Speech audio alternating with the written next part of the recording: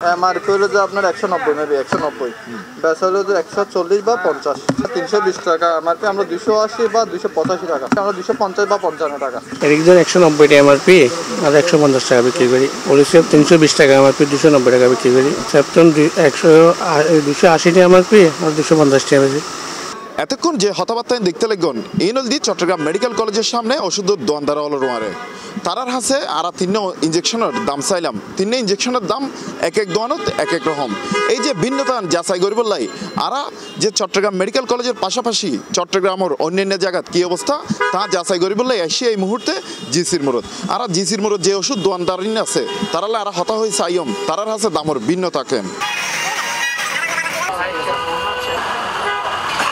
MRP যাই থাকুক এক এক দোয়ানে এক এক দামে বেচের জীবাণু প্রতিরোধী এসব ইঞ্জেকশন।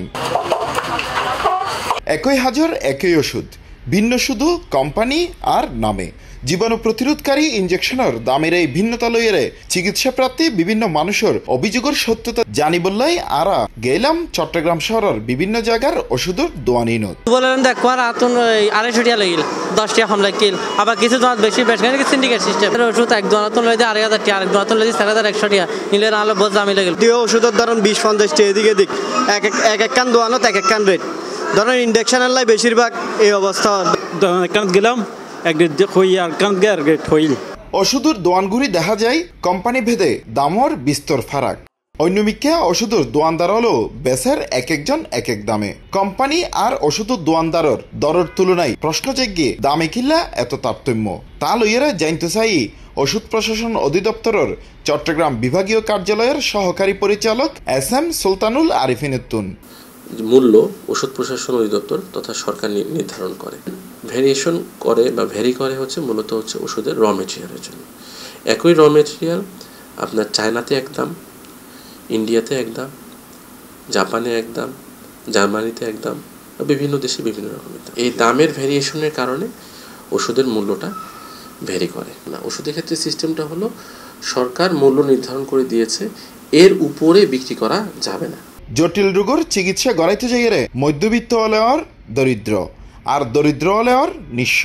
এক সমীক্ষা অনুযায়ী দেশত বিভিন্ন হারণে দারিদ্র সীমার নিচে যারগুদি এরকম মানুষের 20% ক্ষেত্রে দায়ী অতিরিক্ত চিকিৎসা ব্যয়। চিকিৎসার পর রোগী সুস্থ হইব কিনা এ নিশ্চয়তা নথাইলেও পরিবার যে ফতত বইয়ের তার নিশ্চয়তা ঠিকই আছে। তাই নতুন এই বাংলাদেশত ওষুধের দাম সহনীয় পর্যায়ে রাখিবলাই হাজগরের বলে জানাইয়ে চট্টগ্রাম জেলা civil surgeon doctor Mohammad Jahangir Alam. Reagent বা ওদের যে র ম্যাটেরিয়ালস যেগুলো আনে সেগুলোর কারণে ওনারা বলছেন যে দামটা একটু তারতম্য হতে পারে। তো সেই জিনিসটা আমাদের প্রশাসন লেভেল দৃষ্টিগোচর হয়েছে। আমরা অতি শিগগির আমরা আমাদেরকে আহ্বান করব, আমাদের কাছে আমরা একটু ব্যাখ্যা চাইব এবং আমরা চেষ্টা করব যে দামটা সহনশীল পর্যায়ে যাতে রাখা যায়। আমরা সেই জন্য আমরা এখন নতুন বাংলাদেশে আমরা ওনাদেরকে আহ্বান জানাবো যাতে দামটা সহনশীল পর্যায়ে রাখা যায়, মানুষের যাতে হয়রানি বন্ধ করা যায়। জীবন ধারণের ব্যয় বাড়ি চলের, অন্ন বস্ত্র ও বাসস্থানের খরচ বাড়ের, সেই সঙ্গে হু হু করে বাড়ের চিকিৎসা ব্যয়, আর তাতেই হষ্টবারের অসুস্থ অলর। এতক্ষণ যেসব ওষুধ দেখাই এর দাম লেখা থাকিলেও কিন্তু দামত থাকে ভিন্নতা, এক এক দোয়ানত এক এক দাম। তবে যেসব ওষুধের দাম লেখানো থাকে এর কি অবস্থা তা লইয়ে তাইব আর আগামী প্রতিবেদন। তবে প্রত্যেক শ্রেণী পেশার মানুষে চাই ওষুধের দাম সহনশীল পর্যায়ে থাকুক। তাই সংশ্লিষ্ট কর্তৃপক্ষ যদি কার্যকরী পদক্ষেপ গ্রহণ করে তাহলে অসুস্থ ব্যক্তি হল সুন্দর মতো তারার চিকিৎসা সেবা চালাইতে পারিব।